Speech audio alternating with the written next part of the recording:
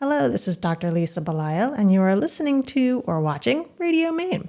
And today I'm speaking with a longtime friend of mine and also wonderful real estate professional in her own right and island off the coast of Maine native, Heather Shields. Nice to have you here today. Thank you for having me, Lisa. Heather, you have kind of a storybook upbringing. I mean, not that many people can say that their father was a ferry boat captain.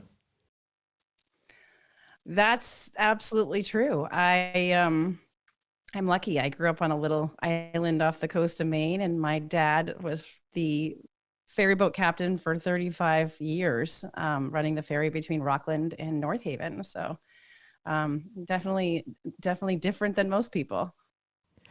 What was it like to grow up on North Haven? Because that's not an island like I currently live on, which is connected by causeways and bridges and pretty close to the mainland. You're pretty far out there. We were 12 miles out, to be exact. And I always say to people, luckily I didn't know any different, because I had 3 other kids in my class. And, I had 20 kids in my high school. And anything we ever wanted to do, we took an hour, 15-minute ferry ride to get there. So it was a little different than most, but I didn't know that it was different until I moved to the mainland. So I feel pretty blessed to have had that upbringing. So you had 3 people in your graduating class total, just to clarify. 4 people, including myself. Okay. And were you all together as a school from grades K through 12, or how did that work? Yeah, so we started kindergarten together and we graduated together. I mean, we did have a few kind of drop-ins in between, people who would try to move to the island and live there year round, but it's certainly not for the faint of heart. So we ended up graduating together, the 4 of us. Did you like each other? Well, when you grow up that way, you're like brothers and sisters. So we definitely liked each other. I mean, it was like a sibling relationship.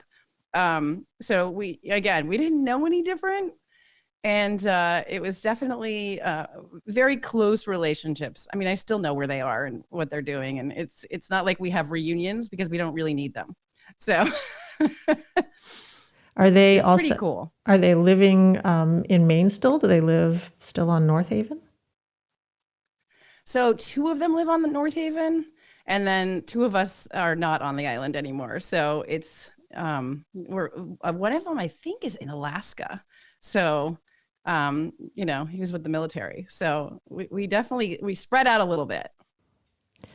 As someone raised in suburbia, and I know that you also raised your kids in suburbia with just kind of after school sports and the ability to do arts programs. When you're on North Haven in a class of 4, how do you do things like soccer, lacrosse, music? Yeah. So we had one sport, and that was basketball. So I was a starting forward in 8th grade, for the high school basketball team. We didn't really have a lot of other choices. There was a little bit of cross country. We had the music program in school, but anytime we wanted to play a sport, we had to go to the mainland to compete against a team. So like in the winter time, for example, if we wanted to play against a team, like most high school sports do, we would travel on the Friday afternoon ferry. We'd drive to wherever the location would be, which sometimes was as far away as Rangeley. And we would play a game at 6 p.m. that night. We would spend the night in a host's home. So, whoever took, each parent or each kid took two students. And then we would play again the next morning just to have the 2, required basketball games. So it was a weekend to go anywhere. And our parents never came to the games. It was just, us traveling on the bus to very far away. So it was epic to be a high school kid playing basketball on a little island off the coast of Maine. And Rangeley, for people who don't know Maine very well, is also remote but inland, kind of in the mountains and in the lakes. So that's a really long trek to play basketball. It was a haul, but it was fun. I mean, I remember staying in people's houses and waking up the next morning and it was like minus 16 degrees. And we weren't used to that because when you're on a little island surrounded by the ocean, your temperature doesn't drop like inland Maine, where there's like 3 feet of snow. So we didn't usually get the crazy snowstorms or the crazy low temperatures. So it was always an experience to be, it was like going on a little exchange to go play a sport in another part of the state. So definitely different. But again, not knowing any different, it was kind of cool. Also, the idea of being the starting forward in the eighth grade. I mean, you're up with the senior girls, with the people who are probably a little bit further along in their growth development, a little taller, a little bigger, been playing a little longer. Was that ever intimidating for you? Oh, you know what the good part is? I was pretty tall when I was 13 years old, so that kind of helped. But yeah, playing against seniors who were extremely good basketball players, when we only had like 8 people on our basketball team, was pretty daunting. Let's just say. I mean, one year we made the tournament in Augusta, which was a really big deal when you're from a little island off the coast of Maine to go to Augusta and play against like the best teams. We lost miserably, but we made it. And that was daunting because I was very young to be out there with like the crowd watching us. So it was a big deal for the little island of North Haven. Yeah, I think so. You're talking about going to the Augusta Civic Center and being watched by these enormous crowds of people because in Maine, the state basketball championships are really important. I mean, it's a crowd event. People come from all over the state, and as you said, you're from a much smaller space. So to have all those eyes on you, what a fascinating experience. It was pretty fascinating, especially since our gymnasium on the island, the 3-point line actually overlapped with the center court line. So our gym was extremely small, and the sidelines actually, people, a ball went out of bounds, you would actually hit the wall, like trying to get it. I mean, it was super small. So when you go to Augusta and the court is much larger, it's also exhausting to kind of run back and forth when you're not used to a gymnasium that large. So it was an interesting experience. As I'm listening to all of this, I'm struck by your need to be flexible. You are spending time with host families, you don't know them very well, but at the same time, you're also spending time with kids that you know really well. And there's probably the same types of sibling rivalries, conflicts that go on in families that are biological.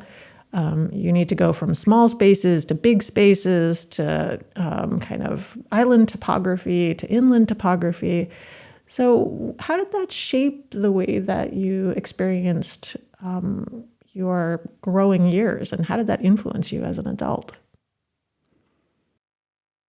That's a really good question. I always am struck by the fact that growing up on an island that has 350 people year round, that you see day in, day out at the post office or the grocery store or wherever. I mean, you're constantly, there's not a lot of flow of outside influence other than, in the summer, which is a very different story. But, you know, it sort of forces you to find a way to get along with anybody regardless, and regardless of your differences. And I think again that creates a huge amount of flexibility, and it sort of helps me, now in my adult life, just to sort of look at everybody and see everybody and realize that even though we're different, there's always a way to make it work because we all have to live together. So I'm really grateful to my island upbringing for that reason. Um, I think it's made me who I am, and I think it's helped me again deal with anybody from any walk of life and feel grateful for just that human contact. So You also sort of flash forward to your current day life and your current day work, you're also called upon to really get to know people quickly and kind of in an intimate way as you're trying to find exactly the right home for them, and to be flexible with their needs and wants and helping them to kind of make the right fit. Has that been more challenged lately in the kind of inter-pandemic world where it's been very fast moving in the real estate market? I think it has. I think with the influx of people to Maine, obviously, again, it helps me with my upbringing to be able to relate to anybody and anyone from anywhere in the world or country. But I think just trying to um, usher people into Maine, like helping them sort of realize who we are as a state and who we are as people, but also realize that, you know, this housing market's nuts. They've seen it from where they've come from, New York, California, DC, but we're not really used to this. And we haven't been used to this. And having, been in the real estate industry for 17 years now, I can't relate to it. I haven't seen anything like it. So I'm really trying to just kind of help people understand how to navigate it. It's not easy. It's different and it's frustrating. But the payoff of living here is so huge that it's worth it. What do you hear most from people about what they're looking for? Why are they coming to Maine? And what would they like their homes to be like? I think people are looking for that sense of community that we offer, but also that small town feel. I mean, even in Portland, we have that small town feel. You can go to the grocery store and see someone you know, or you can walk down Commercial Street and see someone you know. I mean, that's a beautiful thing. And again, something I'm so grateful for. But we also have natural beauty, obviously. We have incredible restaurants. We have so much outside, availability and activity with our beaches and our mountains and our lakes. I mean, everything. I mean, we are so incredibly lucky. And I think people are starting to recognize that, the fact that they can work from home now and the fact that they can come here and have their remote jobs and live in this place that offers all of that. That is really hard to find, I think. And, having traveled outside of the state of Maine, even though I'm a native Mainer, like I always want to return home and feel that comfort of, again, walking down the street. Everybody says hello. Everybody's friendly. It's hard to find a food scene like we have in Maine. We're so lucky. And I think that's what's really attracting people is just all of that. Our people, they come here and they sort of like, feel like, wow. I mean, everywhere you drive on 295 and you see the ocean. You're not stuck in traffic. You're, going to the grocery store, walking. I mean, it's such a beautiful lifestyle. We are incredibly lucky and people again are recognizing that from all over the country and they want what we have. Behind me, I have a piece called Horizon Ether, and it's by artist Eric Hopkins, who happens to be a native of your island, like you. And it's a swath of blue and a horizon line that one might see from, say, an airplane. But it speaks of kind of the vastness of space, which when you talk about being able to see the ocean, when you're driving down I-95, I think is something that is very special to Maine, just this sense of openness and freedom and ability to move around. Is that something that you think is important in this post-lockdown world where people are kind of chomping at the bit to get back out there? Absolutely, 100%. And let me just say, Eric, shout out to Eric. He's absolutely amazing. And I think he captures the beauty that I see that I wish I could capture. And I just, admire his work and his ability. But yeah, I think absolutely, just having everywhere we look, this beauty is something that people wish they had or wish they could have. And again, that's what's driving people here. So you can't blame them. Heather, why did you choose to go in the field that you did? And you work for Legacy in Portland. You said you've been in the field for 17 years. It sounds like this was a very conscious decision on your part. What was it about this field that appealed to you? I think before I got into real estate, I was on the island. I was the director of a pretty amazing nonprofit out there that built a community center, and I just saw sort of what it felt like I learned about what it felt like to bring people together, and as part of that community center. And when I decided to leave the island, I was a single mom, and I was sort of thinking, okay, what sort of translates? What's a good way for me to interact with people on a daily basis, to feel that sort of like the feeling that you feel when you bring people together and you make people happy and you help them with the biggest transition of their life. And also, I needed a little flexibility because I was a single mom. And real estate, yes, offers flexibility, but it's also super demanding, as I found. But it helped me be with my daughter in her really formative years, and it also helped me again meet people, bring people together, help them find what they've always sort of dreamed of, and help them sort of feel whole as people. And I started, and I sort of, it's hard when you start. I mean, this was like 2004, and it was just before we kind of went south with the market in 07, 08. And the moment I did my first transaction, I was like, it just felt so, it was just exactly, it fit my personality. It was absolutely perfect. It was just the most rewarding job I felt like that I'd ever had. And again, it just allowed me to be my daughter's lacrosse coach or be her brownie troop leader, because I was meeting people and I was able to sort of introduce new people coming into communities to people that I already knew. And it was just a natural, wonderful fit.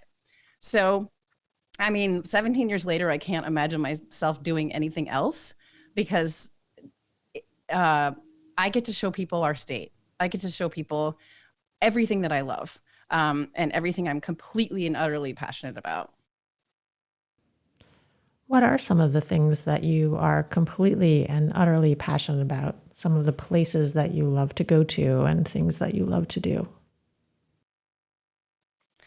I think North Haven is one of the places I love to go to. And anybody who comes to Maine, I always say, you need to go to Penobscot Bay. You need to visit these islands. You need to see and witness what Eric has painted, because it's just, you can't describe it. You definitely can't describe it. But I also think, you need to go hike Katahdin, or you need to go to the Camden Hills, or, Scarborough Beach. I mean, there are so many different areas of Maine, that Sebago Lake. I mean, where else can you find the mountains and the ocean and the lakes that we have, and that, that Maine offers? And I also think even discovering downtown Portland, going to our restaurants, just checking out our local farmers market in downtown Portland, now it's not in downtown, but Deering Oaks Park.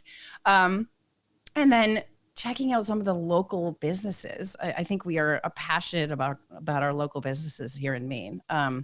And, there's some incredible local businesses. Like, anywhere I travel, you can't find what we have here. So, I mean, that's what I'm passionate about. So that's a long list, but that's the gist. You and I have daughters of roughly the same age, and I know that your daughter is not only going back to North Haven, but is also working on something that's kind of farther afield. She's actually, you said she's doing some work that's related to Mexico. So it's interesting that she's followed your path in a way, that she's staying linked to the homeland, but also is venturing forth. Is that something you've encouraged her to do? Oh, 100%. I mean, her dad is on the island. Her dad's a fifth generation boat builder. His family has lived on the island for hundreds of years. And, she's got really strong family ties there, which I think is really special. And I do too. I mean, my mom is there, my sister's there, my niece is there on the island. So for her, going back to the island in the summer is just, it's part of who she is. It's woven into her fabric. But I think she's also, she has a passion for helping people as well in a much different way, but she's very passionate about seeing the world, helping people, and making sure that her talents and her expertise are far afield. I mean, she's just she's so lucky, and her dad and I are both super proud of her, and she'll always go back to North Haven just like I will every summer, and it's just a special place. It seems that that is a not an uncommon story for Maine, where people are raised here and have a deep love for the state, and oftentimes will go elsewhere and then return. Is there something about Maine that just brings people back that's different from other places? That's a good question. I think about my sister because my sister is similar to my daughter actually in that she left the island. She went to Colorado College. She traveled all over South America. She just we wouldn't hear from her for weeks, and now she's settled back on the island with her daughter and her husband. And I think that, I don't know with my daughter, but I wonder if she will sort of follow that path of just again traveling and coming back to live here. I think it's the people. I really think it's the people. I mean, it's funny because I will often show a house in Portland, or I'll be downtown and I'll leave my keys in the car, or I won't lock the door of my car or something. And people from out of state will come and they'll immediately lock their car, and we're in a suburban part of we're in Yarmouth or whatever it is. And I just think to myself, like, part of growing up here is that I'm so trusting, and because people are genuinely good, and I think Mainers are just generally good, and I love that. And I feel like, again, just that ability to walk down the street and that ability to see people I know everywhere I go and feel that someone's got my back. I mean, I think that's what brings us back here. That's what makes us feel like this is the best place on earth to raise your kids, or, live here forever. I've had several siblings also move back to the state of Maine, and several who have wanted to and haven't been able to because of jobs. And it does seem true that, especially the raising of children, that there's something about Maine that feels safe and nurturing and kind of creating community. That I agree with you. It's very unique to, I think, our locale, probably other states. I don't want to take anything away from other places that also have a sense of home, but I mean, we definitely have that here. For people who are moving back to the state or moving to the state, are there challenges that you're seeing as they try to kind of integrate this new life? Well, I think the first challenge is actually finding a place to land. We're seeing that in this real estate market. And it's tough because people are trying to come back, and people are trying to move here and start afresh. And there's just not a lot for them to find in terms of housing stock. So I think that's the first challenge. I think the second challenge is obviously our winters. Our winters are tough. January and February are not my favorite. But if they could be like last winter, I'd be fine with it. I think that's, if you can get through the winter here, then you're golden. Then the rest of it's gravy. I think, COVID obviously has made it challenging for people to integrate and sort of, understand what we're really about. But obviously with everything kind of changing and opening up, that will be different. And I think obviously without, if someone were moving to Yarmouth or Falmouth or Cape Elizabeth or Cumberland, the surrounding suburbs of Portland, without having that school connection, without having the kids in school, that's been a tough way to get to know people. But again, obviously that's all shifting, and it feels like, it'll be a little easier for those people trying to integrate again. But I think the first thing is trying to find them a place to live. That's the largest challenge that we're facing. Heather, for people who would like to connect with you about finding a place to live, how can they find you? There's a couple ways to find me. I work for Legacy Properties Sotheby's International Realty in Portland, but I'm on Instagram. I'm on Facebook. I am easily reachable by email. I have a website, heathershieldsmaine.com, and then Heather Shields Realtor Maine on Instagram and Facebook. So I'm out there. It's easy to find me. And for those who are interested in seeing some of the beautiful work by Eric Hopkins, they can actually go to the Portland Art Gallery and the Portland Art Gallery website. And actually, oftentimes at the openings that we have in person, Eric shows up himself, and he's actually known to take his shoes off and walk around amongst the crowd. So he's a wonderful man, and as many people I've met from North Haven also are.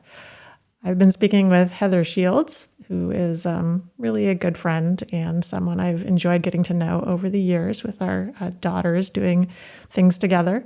She is a real estate professional, originally from North Haven, but now currently living in Portland.